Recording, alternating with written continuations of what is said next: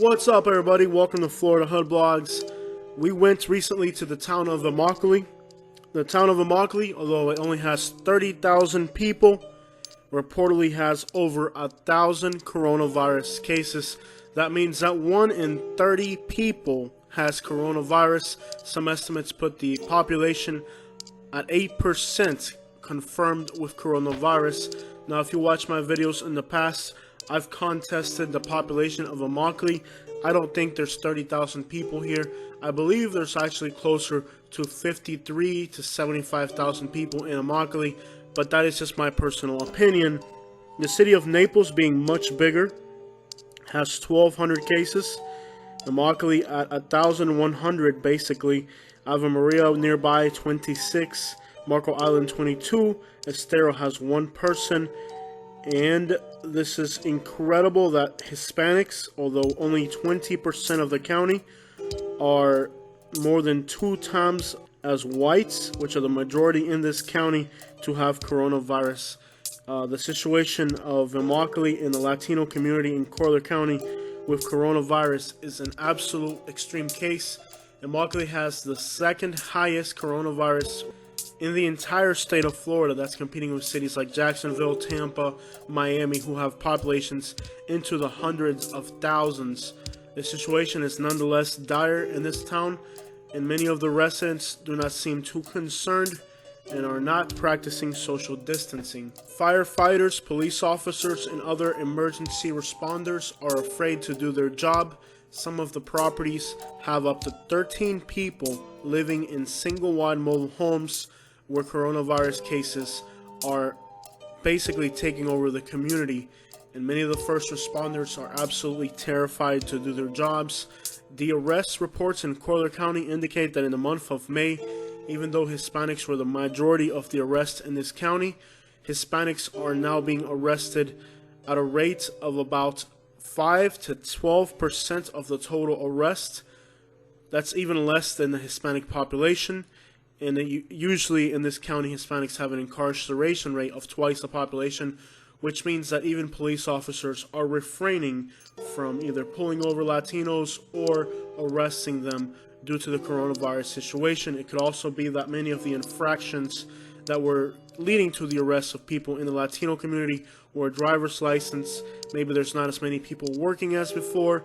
Maybe it's the combination of everything together, but it seems like even the arrest reports, which were predominantly Latinos in this county, Latinos are now being arrested within 5 to 10% of the total arrests being Latino, which means that for some reason this coronavirus in the month of May has caused police officers to not even want to arrest Latinos for many reasons. It's possible that it could be the officers are afraid to arrest them because of the coronavirus are so high within the Latino community. It could also be less Latinos are working and driving illegally. It could also be that police are refraining from arresting people for minor offenses, and most of the Latino arrests are in fact many minor offenses. While I'm a very opinionated person, I'm going to stick to just the facts here.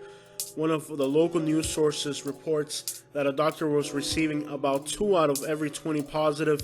He says he's no longer able to do testing for lack of resources, but if he were able to do testing, he believes that at this point, 20 out of 20, in his personal opinion, would be coming up positive for coronavirus for people being tested at his clinic in Immokalee.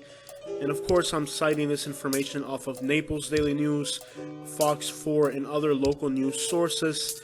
I'm not gathering any of this information myself. On Facebook groups, many people from Immokalee are saying that the people of Immokalee absolutely just do not care. And again, I'm not looking to give my own opinion on this. I'm routing this information from the internet. And this is what the locals in Immokalee believe, that the people of Immokalee just do not care.